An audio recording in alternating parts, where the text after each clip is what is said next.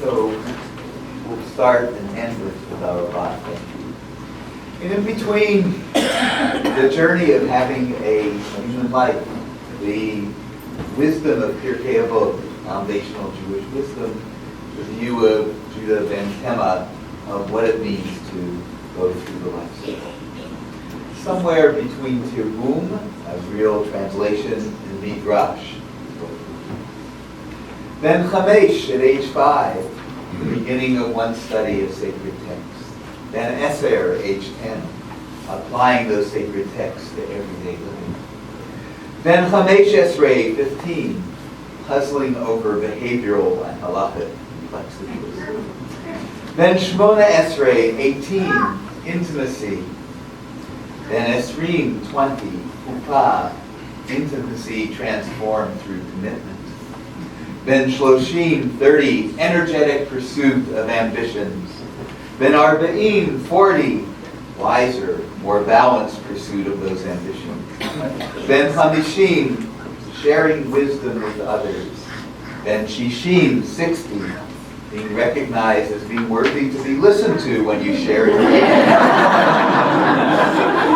Then Shivim, 70, a gentle graying around the temples.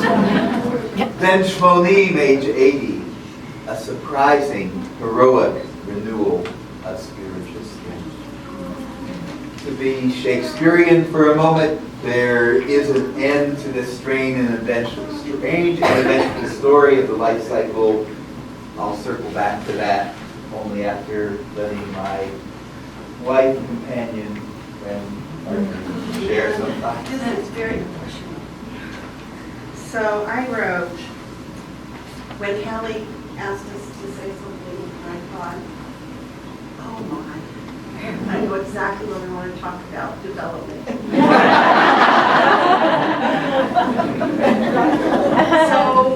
So we were talking, and so we've done this work, we've done workshops on Ben Tema. We have pictures showing the growth and the development, but I want to talk about the development that I witnessed. So I went to the dictionary, to the, the computer where you click on the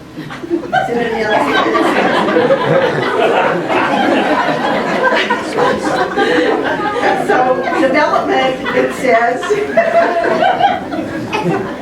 is expansion, elaboration, growth, evolution, unfolding, opening. And I looked to all of you, and every face I see tells a story of something that I've observed developmentally. Like I could, because that's where I am, that's who I am, that's what I see. And I mean, I could spend the whole rest of the night talking about each of you. So I wrote down a few things, and the first thing that came to mind developmentally, of course, were the children who were in my classroom, who I've been able to witness grow from 4 years old, where another student had to interpret what they were saying. You guys had your own language, and your mom broke her arm, and you guys were telling great stories about the whole process. And what was her name? Yvette would translate, and I had it all written, and I still have it. I still have those stories, and these girls who are in college, who, and I also remember the two of you being at our home when we were 2, going, the songs, like the spiritualism was already there. Those little moments led me to my work, every place. So that's one venue of reflections that I had. Then I also remember conversations. I don't know if the Caputos are here. Yes. So I remember one service having a whole discussion about whether or not to have a third child. And it's already been bar mitzvah, that's how. And I taught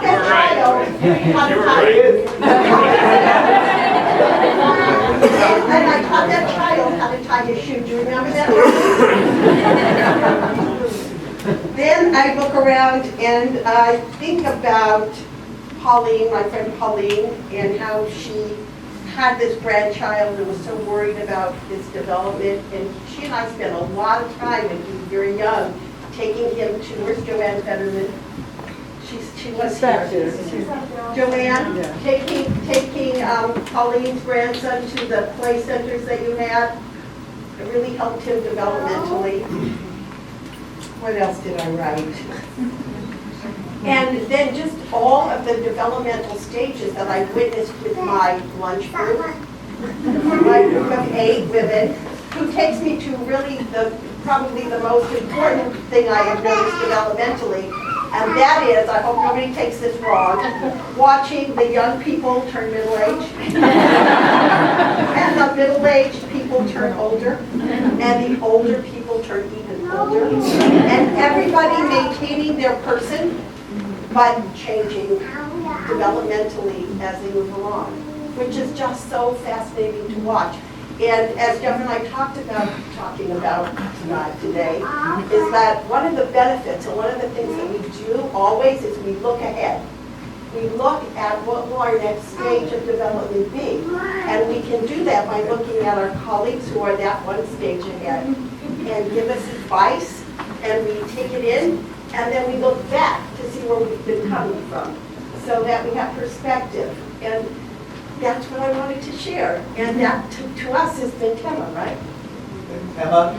We argue with Bentema. Did you want to share?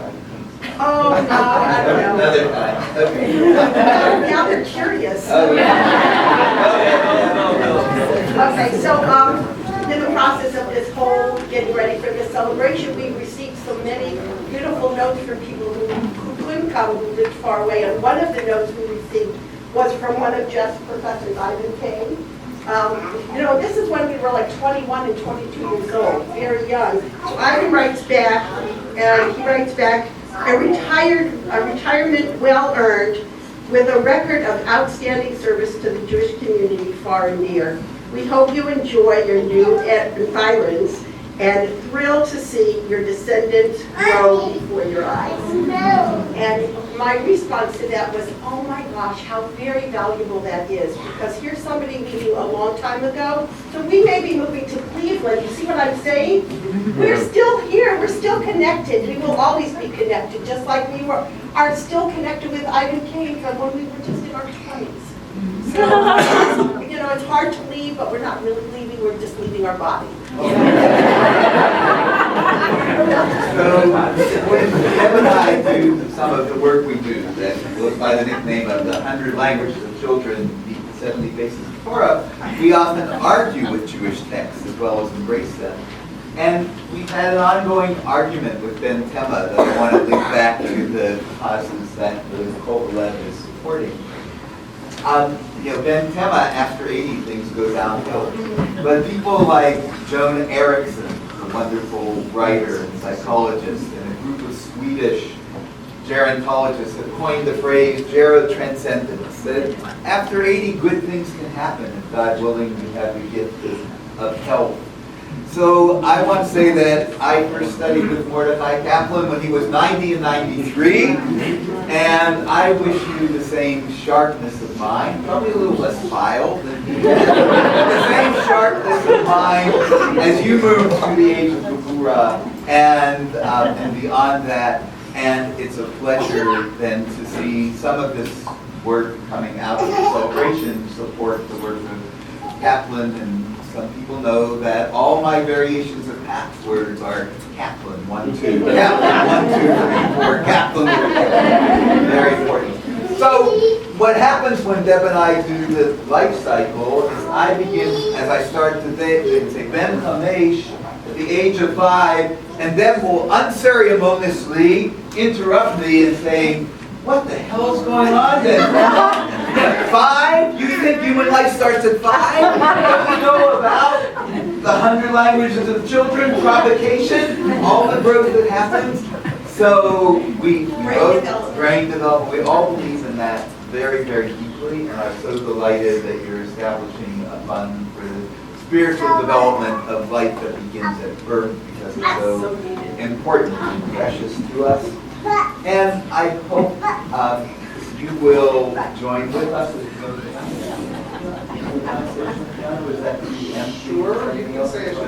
So, here, we want to... Well, you know what? Why don't we were going to do then we'll do 2 lessons together. Okay. We're going to do 2.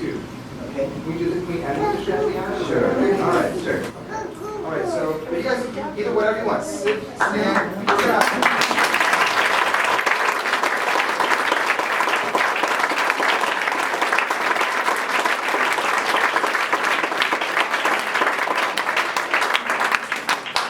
So, always teaching me things. So we were going to end with a blessing. So before we do the Shehechianu, we felt that it was most appropriate also to say the blessing that is said when one is in the presence of teachers of Torah and of learning and of wisdom. And so if you pull out your green half sheet, you're going to have Debbie Friedman's version of Kaddish Rabbanan, and I'm going to ask people, if you're comfortable doing so, to please rise. For our teachers and the students and the students of their students, we ask for peace and loving kindness, and let us say Amen. And for those who study Torah here and everywhere, may they be blessed with all they need, and let us say Amen. We ask for peace and loving kindness, and let us say Amen.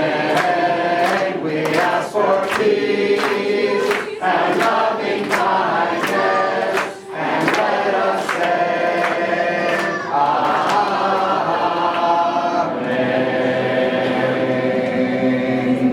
Amen. Amen. Amen. Amen.